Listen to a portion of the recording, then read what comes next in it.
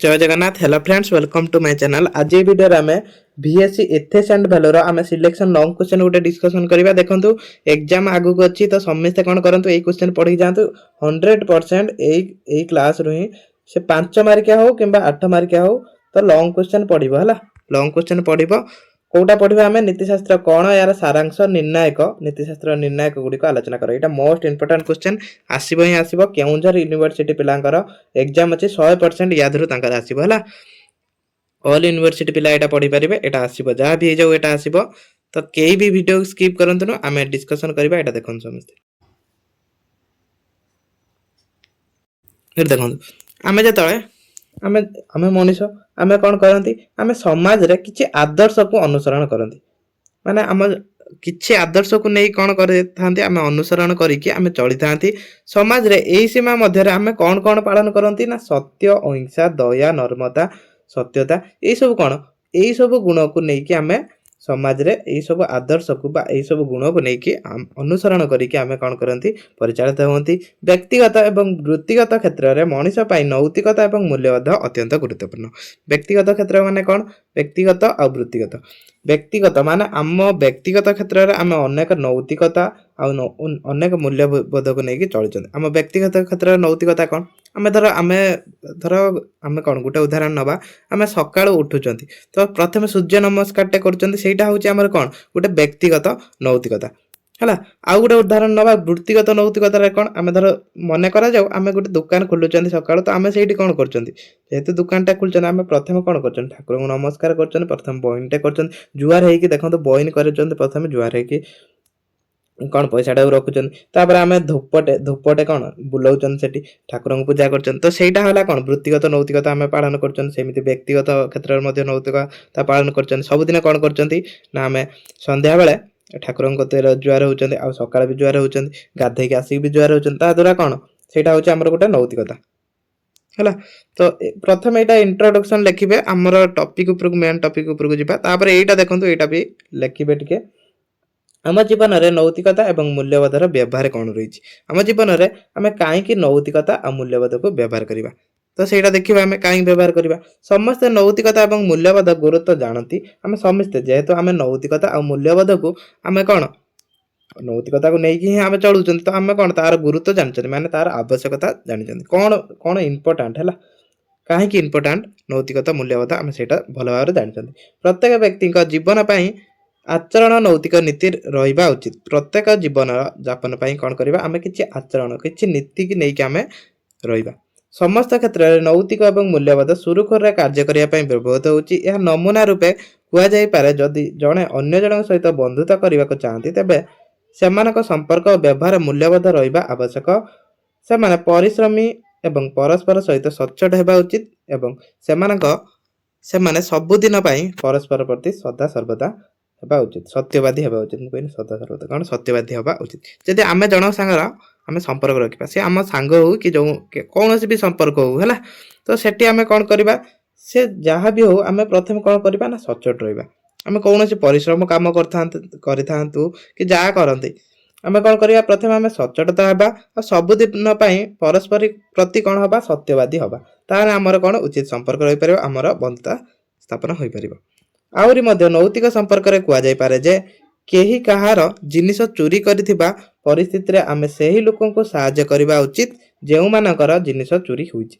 धर आम सांग गुटे चोरी कला हला जनकर जिनिस गुटे आम सांग चोरी करची सेहीटी आमे कोन करबा ना आम जेहेतु आम बंधु आम सांग आमे कोन करबा ना आम सांग सपोर्ट नै जिबा ना सेहीटा करबानी। नैतिक कहूची सेहीटा आमे करबानी जो लोकर चोरी होईची आमे सब बेले ता सपोर्ट नबा कोउटा ठीक सेहीटा आमे देखिबा। नैतिक कोन करे ना कोउटा ठीक कोउटा भूल हमकु सेहीटा जणै थाए।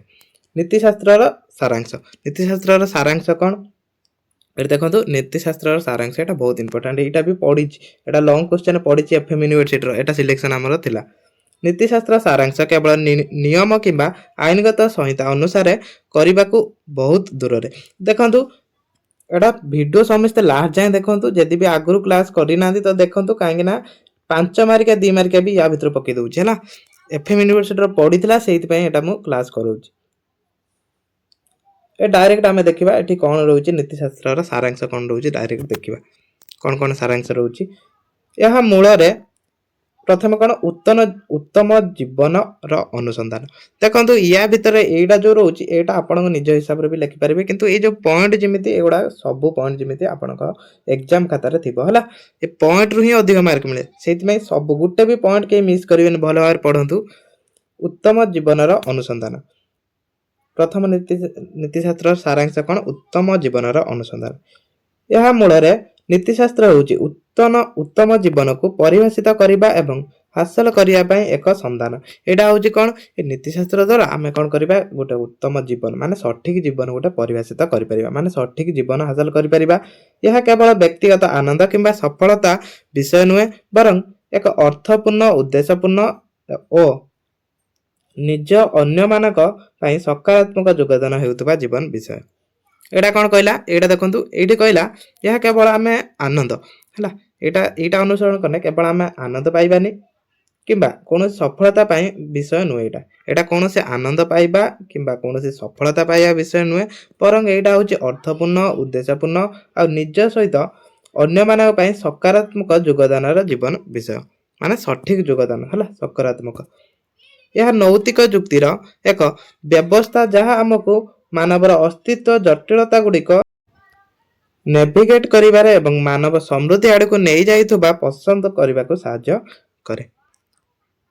तो प्रथम जानने कौन यहाँ उत्तम जीवन अनुसंधान करता है स्वेच्छाकृत मानव कार्य उपर ध्यान यहाँ स्वेच्छाकृत माने भल है स्वेच्छाकृत मानव कार्य उपर ध्यान देता है नीतिशास्त्र एपरी कार्य सहित जड़ित जहाँ सचेतन जाशुणी एवं एक निर्दिष्ट लक्ष्य को मन रखी करा जाए यह व्यक्तिगत दायित्व एवं स्वाधीन इच्छा विषय नीतिशास्त्र आमको परिस्थिति प्रति प्रतिक्रिया करने को परिवर्ते आमर प्रेरणा उद्देश्य आमर पसंद परिमाण उपर प्रतिफलित करने को कहे यहाँ कौन यहाँ देखो यहाँ कौन कहला यहाँ भल कथा कहला नीतिशास्त्र आमको परिस्थिति प्रति प्रतिक्रिया करने परिवर्ते आमको यहाँ देखो परिस्थिति कौन प्रतिक्रिया कराब सेटा आमको जन है प्रेरणा माने मोटिवेशन करता है मोटिवेशन करता है ता सहित गोटे उद्देश्य देता है आमर पसंद परिमाण उपर प्रतिफलित यहाँ करता है तेणु स्वेच्छागत मानव कार्य उपर ध्यान देता है यहाँ नीतिशास्त्र गोटे मुख्य सारांश तापर ये आ गोटे पॉइंट रही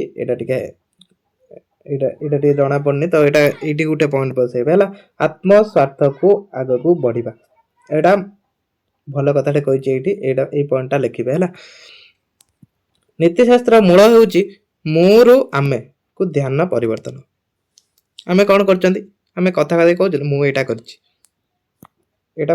कर तो कौन कथा को लेकिन गर्व कर मोर तो सही नीतिशास्त्र कौन कहला से मोरू आमे कहवा आमे कहने कौन से जो गर्वटा आमर त्याग हो गोटे कार्य हूँ तर कौन मुझे मु कर कार्य से धर धर से आम कौन कहवा आम कहवा आमे ये कार्यटी करें कहने कौन से माने जनकर जो गर्वटा जड़े कर कौन अंत है से कहला ये मोरू आमे को ध्यान परिवर्तन यह आमको केवल आम निजर नुहे अन्य स्वार्थ मंगल चूड़ांत भल विषय विचार करने को आह्वान करे यहाँ कौन करे यहाँ केवल निज को सूचाई न था निजर केवल भल चाहिए न था निजर अन्य मानकर स्वार्थ मंगल और चूड़ांत को भल भल विषय विचार करने को आह्वान देता है सठिक एवं भूल मध्य पार्थक्य नीतिशास्त्र कौन करता है ना कौटा सठिक कौटा भूल ता मध्य आमको पार्थक्य करता है पार्थक्य केमी करता है तर काली आपंकर एग्जाम अच्छी है मन कर जो काली एग्जाम अच्छी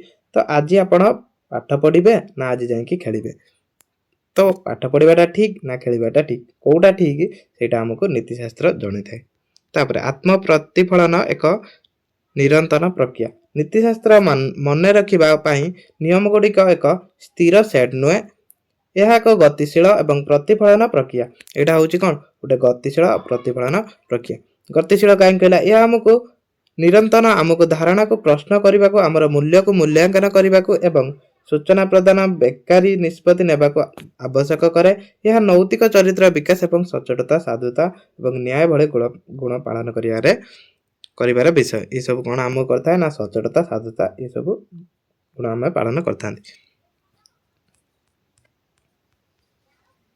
एटा नीतिशास्त्र सारांश है एटा नीतिशास्त्र सारांश गला तापर तार निर्णायक पढ़िबा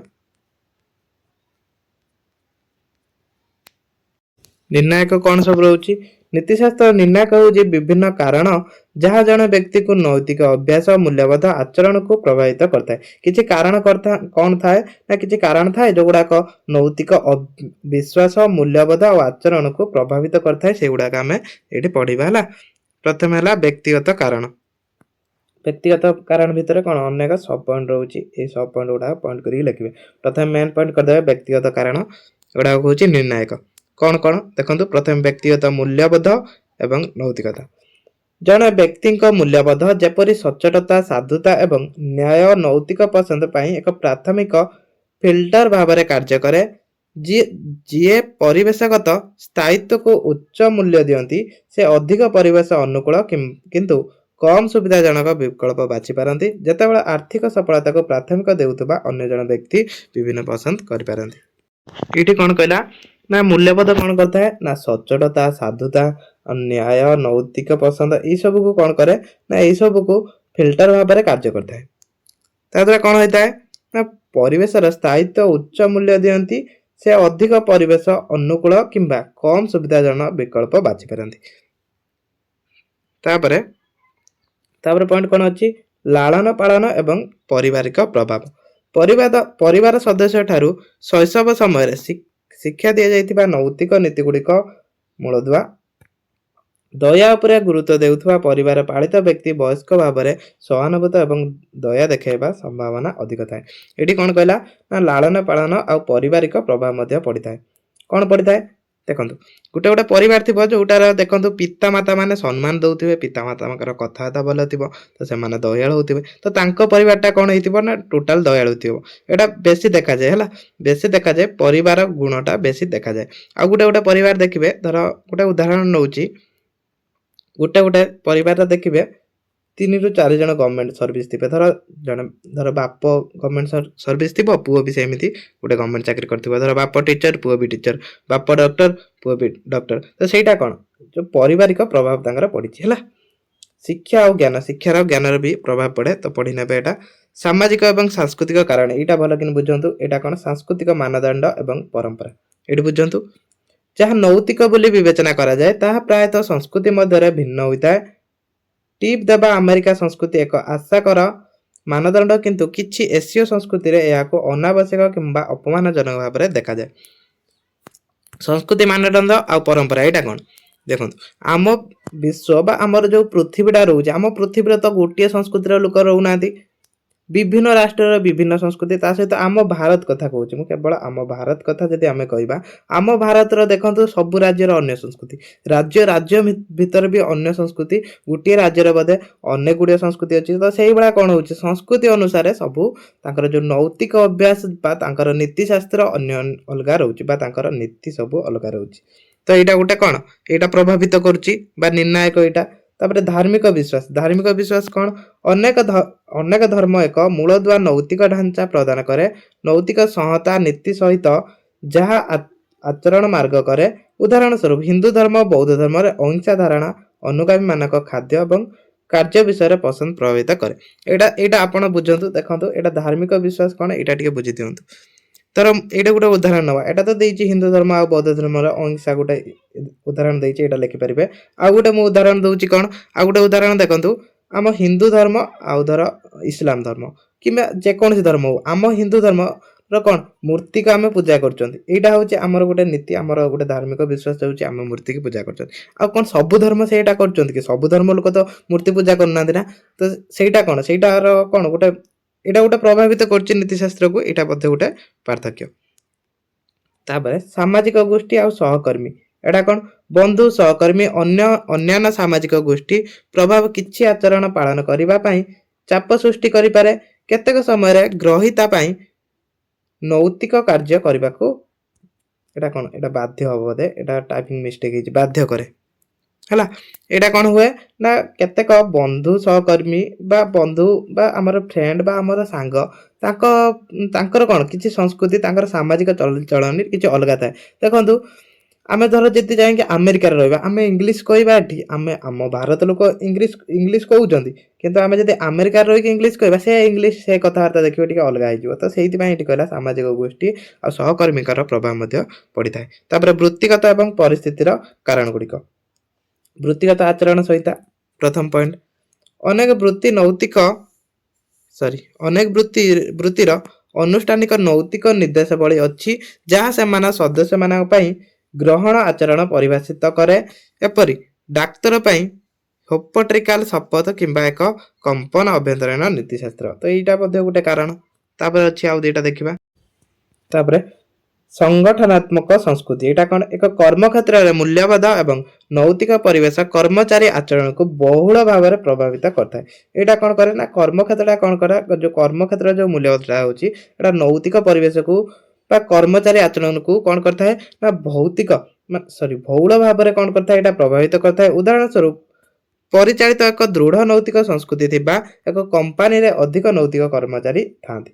ତାପରେ ପରିସ୍ଥିତି ଓ ପରିମାଣ ଏଇଟା ବି ଲେଖିନେବେ।